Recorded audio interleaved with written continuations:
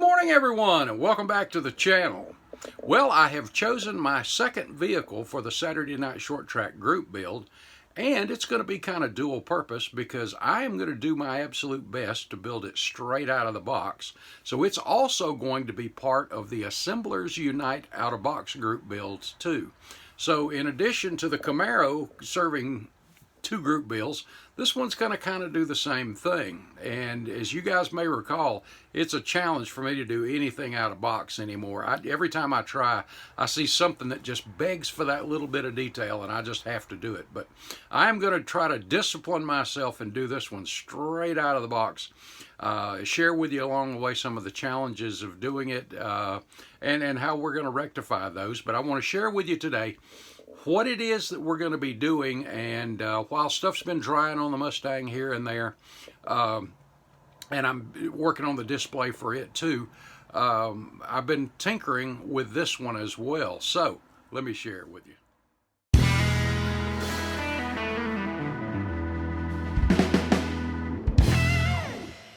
Bring your model to life with MCV products. Visit them on the World Wide Web at mcvproducts.net. My choice for the second short tracker was the AMT 40 Ford Early Modified. And how I came to this was I started going through several kits and looking at the decals and the instructions. And just by looking at the parts and the instructions, I saw this one was going to be a challenge. And I wanted to do the best I could on an out-of-box, and I wanted something to be challenging. And this one, for me anyway, it looks like it's going to be, but it also looks like it's going to be fun.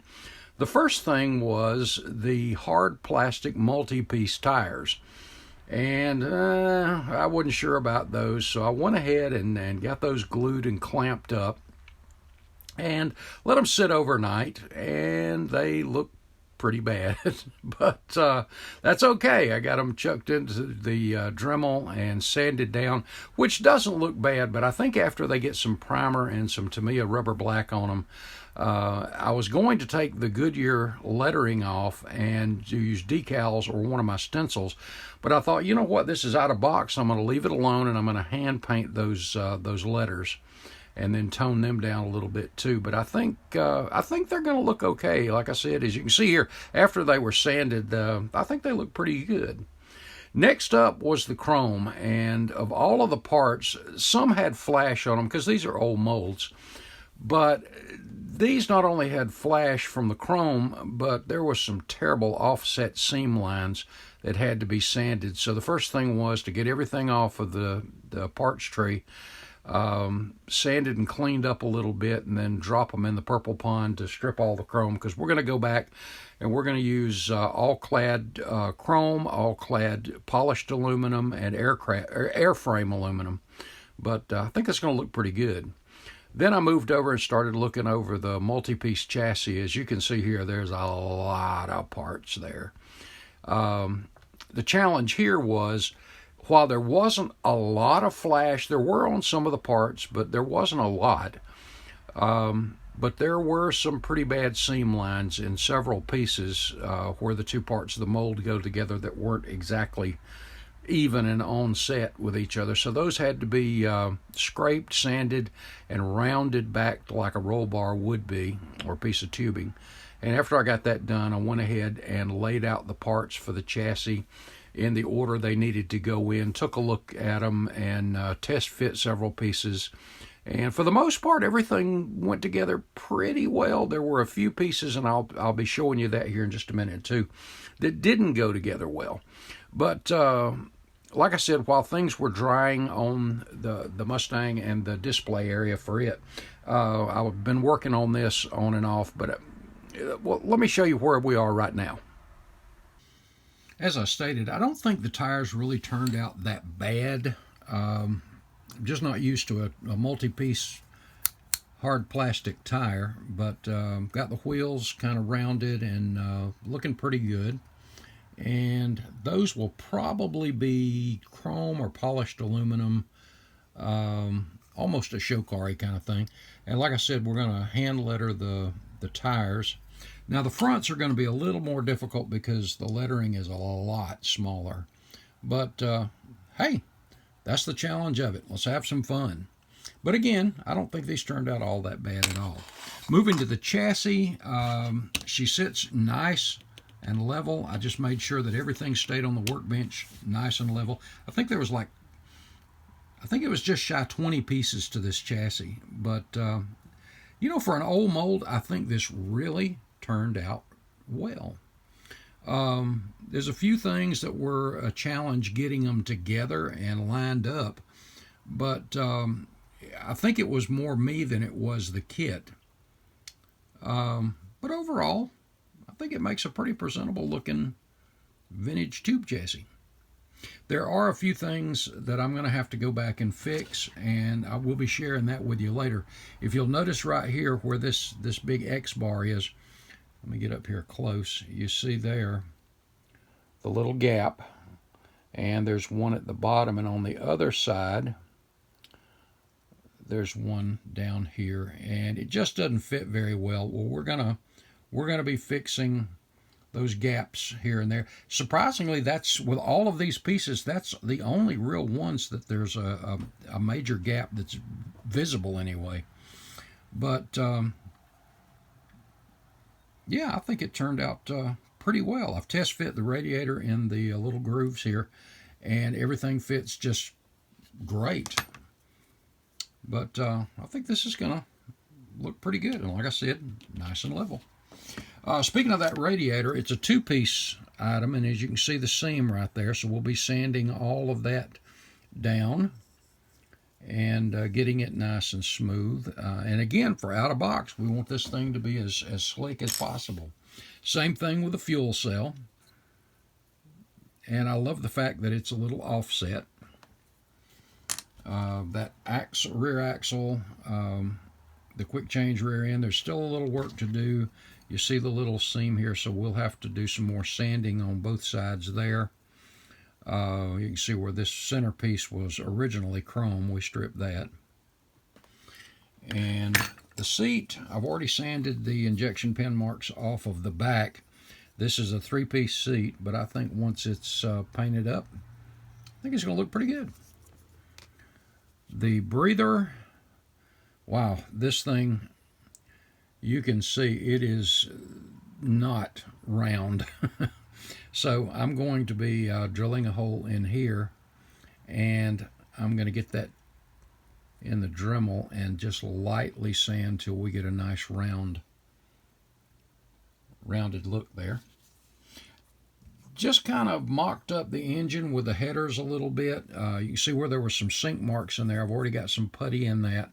Got to work out some other seam lines in the oil pan and back here. But I did a mock-up on the headers, and I've just got them stuck in there. They're not glued in. But as you can see, looking down on them, they're not even. So the dumps that go, and these were two-piece as well, and you see how thick the walls there are. So that's going to have to be kind of brought down to scale. And I'll just take, let's see if I can find it here, this Dremel bit that is just, I'll go in there like that, and then I'll just turn that just a little bit at a time, just touch it until we get that down to scale. And I'll probably do it back here too, even though I don't really think I'm going to need to. This is where, as you see how uneven those are, that's not going to line up at all. So that needs to be, that'll have to be cut down. And then these will be shaped a little bit where they look like they go right into those tubes. But yeah, not bad at all. And I mentioned the flash on some of the chrome stuff. The Mickey Thompson valve covers are really well engraved, and there was a lot of flash on the edges of these. So once I got the chrome off, I cleaned the rest of that stuff up. These will be polished aluminum, and I think they're going to look really good too. The big challenge that I've seen so far that I'm going to have is a lot of injection pin marks and mold lines in the body and certain other components of the chassis. You see these great big ones. These are going to be visible up on the top. And as you can see, the rivets that run down through here. What I'm going to do is I'll fill these in, sand all of this smooth, and then I'll take the pounce wheels and then redo the rivets down through here. And what I may do first is see if I can fill these in and sand them away without removing these rivets. And if that doesn't work, like I said, I can remove the rivets and then go back with a pounce wheel and kind of just re-ingrain them back into the plastic. Next up was that inside body panel, and from the top side you're not going to see what's on the bottom side, but I'm going to go ahead and remove these anyway.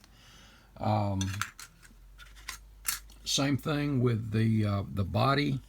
Depending on how it's sitting, or if a judge were to flip that over, you're going to see 1, 2, 3, 4, 5, 6, 7, 8. I didn't mark those yet, but there are a number of them, plus the engraving, manufacturer's engraving here.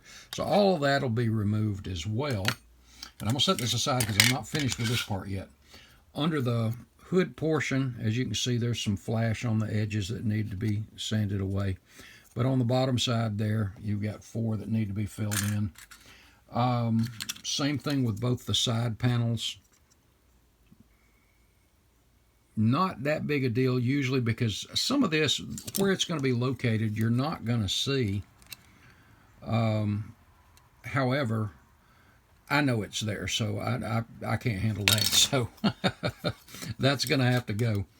One of the biggest issues I've seen so far, however, well, 2. Let me finish this. The firewall. According to the instructions, of course, the firewall, this piece sits out to hold the hood. The hood rests on this. Now, I could cut that away and simply flip this over and put it on the other side. But I'm not going to cheat. I'm going to go ahead and I'm going to do it the way it was shows to do it. So I'm going to be filling in all of these pin marks, sanding them and smoothing them out, so when we get the firewall in there, it'll be as per the instructions. The main thing that I've encountered thus far is this portion of the body. If you look straight down on it, you'll see that it's warped. And it's warped pretty good. This is drooped just a little bit. And I thought at first, well, once I get these side panels glued on both sides, that would straighten it right up. But everything fits on its own side just about perfectly, and it does not change anything. So we'll be having to straighten this out just a little bit too. And for that back bumper, you see where they've got the little notches in there. Those will have to be opened up, so that back bumper, and as you can see, the indentations there, or you can see through it, a little translucent. That's pretty thin there anyway. But it's a great shape of the body. It's just off. So we'll be straightening that up so it fits. And that's quite a warp right there, guys. But that's going to have to come down quite a bit. But that's okay. We're modelers. We can handle it. Well, guys, that's where we are on that. I'm back on the Mustang and trying to wrap up the display, how I'm going to display it and all that kind of stuff too.